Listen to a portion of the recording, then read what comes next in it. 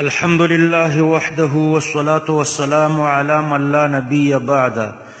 غیر مقلدین د ابلیس پیروان په اهل سنت والجماعت باندې یو اعتراض دا کوي چې آیا دا څلور واړه مذاهب مجموعه اسلام دی او که هر یو جدا جدا مکمل اسلام دی، او کله کله اعتراض داسې کوي چې د امام اعظم ابو حنیفه رحمه الله دا مذهب دا پوره دین دی او که د دین څلورمه حصه ده، نو که دا د دین څلورمه حصه وي نو په دریو حصو دین باندې وایي تاسو احنافو عمل نه دی کړی، په یوه حصه د دین هم عمل کړی ده، ځکه دا څلور واړه مجموعه دین دی، نو یو مذهب پکې څلورمه حصه د دین ده، نو په دریو حصو د دین باندې تاسو د عمل کولو نه بې برخې یئ.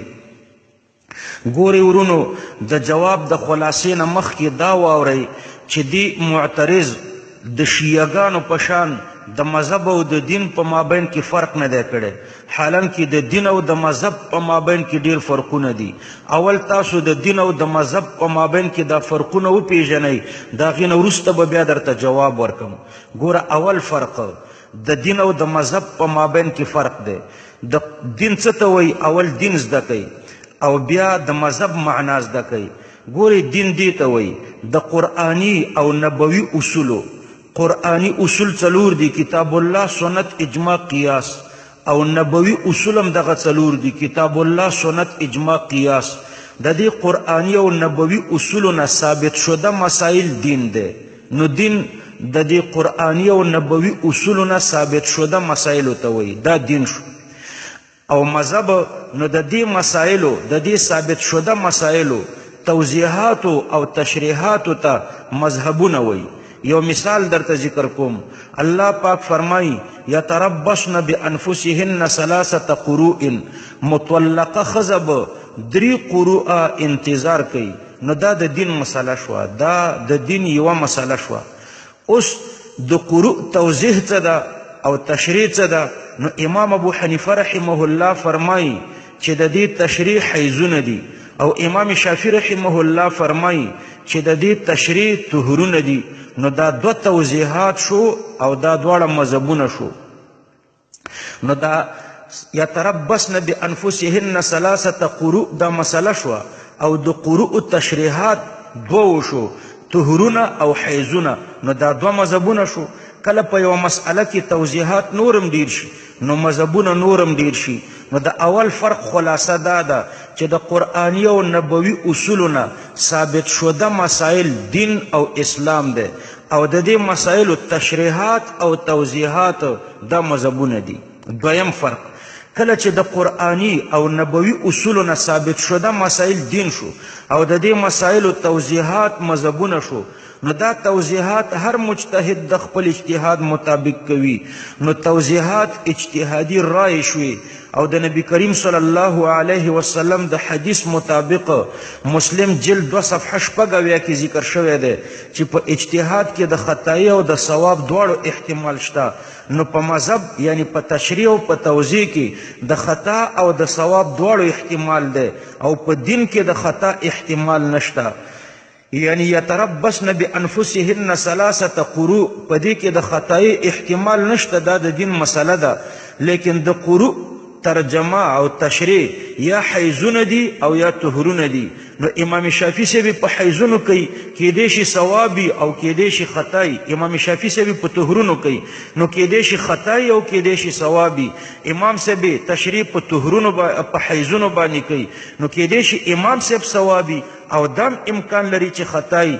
د خطای په صورت کې به الله یو اجر ورکوي او د ثواب په صورت کې به 2 اجر ورکوي. نو خلاصه دا چې په مسئله او په دین کې خطای نه راځي، دین او اسلام کې، او په تشریحات او توضیحات یعنی مذهبونو کې د خطای احتمال هم دی. له دې وجې نه شاه عبدالعزیز رحمه الله په تحفه 12 صفحه 2 قید 85 کې لیکي چې څوک چې وایي چې زه د الله یا د جبریل علیه السلام یا د محمد علیه السلام په مذهب یم، دا ډیر احمق دی، ځکه چې دی الله یا جبریل علیه السلام او یا محمد علیه السلام ته د خطایی نسبت کوي، ځکه مذهب خو اجتهادي رای ته وایي یا پښتو کې تشریح او توضیح ته وایي. نو دې کې خو خطایی راځي، لکه د مسلم شریف حدیث چې ورباندې دلالت کوي، او په دین او اسلام کې خطایی نشته. او دریم فرق دا دی چې کله مذهبونه د دې توضیحاتو نه عبارت شول نو هر مجتهد د خپل اجتهاد مطابق توضیح کوي نو کله د یوې مسئلې توضیحات ډیر شي له دې وجې په مذهبونو کې کثرت او تعدد راځي نو حاصل د فرق دا شو چې دین یو دی او په مذهبونو کې کثرت او تعدد دی لکه یو مسجد ته چې څلور لارې وي همدارنګې کله د یوې مسئلې دپاره څلور توضیحات راځي نو د څلورو واړو امامانو دین یو دی او دا څلور مذهبونه ورته څلور لارې دي دا څلور تشریحات او توضیحات دي د مذهبونو تعدد دا د احادیثو په کتابونو کې ډیر راغلی دی تاسو د مسلم مقدمه وګورئ جلد 2 صفحه 3 مسلم شریف مقدمه وګورئ 15 صفحه کې دارنګې 10 صفحه کې هلته یو صحابي ته د یو مذهب نسبت کیږي او بل صحابي ته د بل مذهب نسبت کیږي دارنګې د مسلم جلد 2 صفحه 3 وګورئ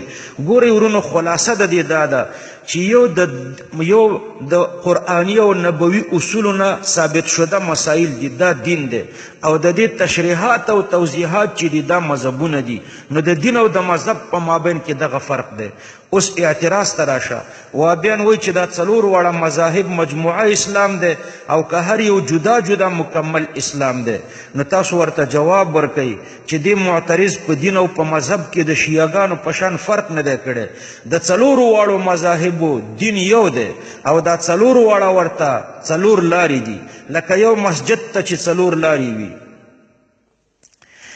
یا داسې ووایه چې اسلام د مسایلو نه عبارت دی او مذاهب توضیحات دي نو ګوره هره توضیح ته مکمل دین ته رسوي هره لاره د مکمل مسجد ته رسوي لکه یو مسجد ته چې څلور لارې وي په هره لاره چې ته ځي مکمل مسجد ته رسیږي نو څلور مذهبه دي او دا څلور مذهبه یعنی څلور تشریحات او توضیحات دي په دې هره توضیح ته چې ته ځي نو تا مکمل دین او مکمل اسلام ته رسوي